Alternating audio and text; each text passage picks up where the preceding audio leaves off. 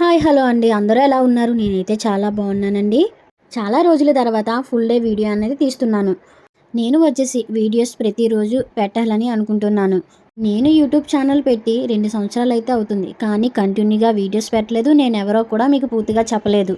ఏదో వీడియోస్ పెట్టేస్తున్నాను, చూస్తున్నారు. ఇప్పటి వరకు నేనెవరో పూర్తిగా తెలిసినా, తెలియకపోయినా నాకు సపోర్ట్ చేసిన వాళ్ళందరికీ నిజంగా థ్యాంక్స్ అండి. ఇంతకీ నేనెవరు అంటే నా పేరు వచ్చేసి రాజేశ్వరి. మా ఇంటి పేరు వచ్చేసి బన్నికల. ఇంటి దగ్గర ఖాళీగా ఉండి ఏం చేయాలో తెలియలేని టైంలో యూట్యూబ్ ఛానల్ పెట్టుకుంటే మంచిది అనేసి అనుకున్నాను. కానీ నాకు యూట్యూబ్ గురించి ఏమీ తెలీదు.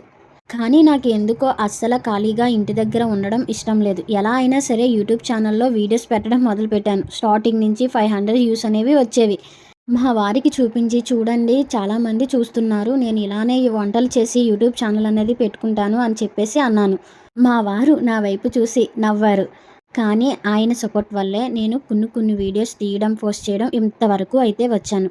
నాకు ఇప్పటికీ యూట్యూబ్ ఛానల్‌లో ఎలా సక్సెస్ అవ్వాలా అన్నది కూడా నాకు తెలీదు. కానీ నాకు ఎక్కువగా వంటలు చేయడం, దేవుళ్ళ గురించి తెలుసుకొని ఏదొక విషయం రోజు చెప్పడానికి ప్రయత్నించడం అనేవి చాలా ఇష్టం. నాకు అలా యూట్యూబ్‌లో సబ్స్క్రైబర్స్ పెరుగుతున్న కొద్దీ మా వారు నీ ఇష్టం చేసుకో అని చెప్పేసి అన్నారు. అప్పటినుంచి రోజు వీడియోస్ పెట్టడం జరిగేది. సబ్స్క్రైబర్స్ రోజు పెరిగేవారు. కానీ నేను మధ్యలో ఎందుకు ఈ వీడియోస్ ఇలా పెడుతున్నావు ఏంటి అని చాలామంది చాలా రకాలుగా అంటూ ఉండేవారు. కానీ నాకు అనిపించింది ఎందుకు ఈ వీడియోస్ చేయడం అని చెప్పేసి మధ్యలో గివ్ అప్ ఇచ్చేసాను. యూట్యూబ్‌ను పక్కన పెట్టేసి ఇన్‌స్టాగ్రామ్‌లో అకౌంట్ ఓపెన్ చేసి యూట్యూబ్ ఛానల్‌లో వీడియోస్ పెట్టడం ఆపేసి ఇన్‌స్టాగ్రామ్‌లో వీడియోస్ చేయడం మొదలుపెట్టాను. నాకు ఏమనిపిస్తుందంటే రోజుకొక దేవుడి వీడియోలు ఏదో ఒక మంచి విషయం చెప్తే బాగుంటుంది కదా అనిపించింది. అందుకే ఇన్‌స్టాగ్రామ్‌లో రోజు ఏదో ఒక దేవుడి గురించి పోస్ట్ చేయడం మొదలుపెట్టాను. అప్పటినుంచి నాకు ఫాలోవర్స్ పెరుగుతూ వస్తున్నారు. యూట్యూబ్‌లో కూడా ఇలానే కష్టపడితే ఫాలోవర్స్ పెరిగేవారు కదా అనిపించింది. అప్పటినుంచి మళ్ళీ యూట్యూబ్‌లో, ఇన్‌స్టాగ్రామ్‌లో ఏ వీడియోస్ పోస్ట్ చేస్తున్నానో అలానే యూట్యూబ్‌లో కూడా పెడుతున్నాను. యూట్యూబ్‌లో వచ్చేసి దేవుడి వీడియోలతో పాటు నా డైలీ వ్లాగ్స్, మధ్యలో వంటలు ఎలా చేస్తానో వీడియోస్ అయితే పెడుతూ ఉంటాను. మీరందరూ నాకు సపోర్ట్ చేస్తారని ఆశిస్తున్నాను. మా వారికొచ్చేసి బయటికి వెళ్ళి జాబ్ చేయడం అంటే అస్సలు ఇష్టం ఉండదు. తనకు నచ్చినట్టు ఉండాలి. అలానే నేను ఏదో ఒకటి సాధించాలని నాకెప్పటినుంచో అనిపిస్తుంది. ఇంట్లోనే ఉంటూ నా పని నేను చేసుకొని, రోజులో ఏదో ఒక వీడియో, ఒక మంచి విషయం వీడియో తీసి పెట్టాలి అని అనుకుంటున్నాను. మీ అందరూ నాకు సపోర్ట్ చేస్తారని మనస్ఫూర్తిగా కోరుకుంటున్నాను. ఆ దేవుడి దయ కూడా ఉండి నేను రోజుకొక ఏదో ఒక వీడియో పెట్టి మీ అందరికీ కనిపించాలని కోరుకుంటున్నాను. మీ అందరికీ ఒక విషయం అయితే చెప్పాలండి. నన్ను చాలామంది చాలా రకాలుగా చూస్తూ, నవ్వుతూ కూడా ఉంటున్నారు. అయినా నేను ఈ మధ్యన అస్సలు పట్టించుకోవడం అనేదే మానేశాను. ఎందుకంటే మన కష్టాలు ఏమిటో ఆళ్ళకి తెలీదు. మనం ఎందుకు వీడియోస్ చేస్తున్నామో వాళ్ళకి అర్థం కాదు. కానీ వీడియోస్ చేస్తే తప్పు అంతే తెలుసు వాళ్ళకి. నాకు కూడా ఇలా వీడియోస్ పెడుతున్నానని నవ్వుతూ ఇద్దరు ముగ్గురు చెప్పారు. ఎందుకొచ్చింది ఈ వీడియోలు మానేయొచ్చు కదా అనేసి. అప్పుడు వాళ్ళ మాటలు విన్నప్పుడు చాలా బాధగా అనిపించింది. వీడియోస్ కూడా చాలా వరకు పెట్టడం మానేశాను. మా వారితో కూడా చెప్పాను. ఇలా అంటున్నారండి నేను వీడియోస్ చేయనింకా అనేసి. మా వారు ఎప్పుడూ నాకు ఏమీ చెప్పరు. నీ ఇష్టమనేసే వదిలేస్తారు. చాలా రోజుల వరకు వీడియోస్ పెట్టడమే మానేశాను. కానీ నేను ఒక్కటే అనుకున్నానండి. నేను ఎక్కువగా కృష్ణుడిని నమ్మడం మొదలుపెట్టాను. కృష్ణుడిని నమ్మిన నుంచి, పూజ చేసుకున్న నుంచి నాలో ధైర్యం పెరిగింది. ఏ పనికి కూడా వెనక అడుగు వేయొద్దు. ఏదైతే అదే అయ్యింది.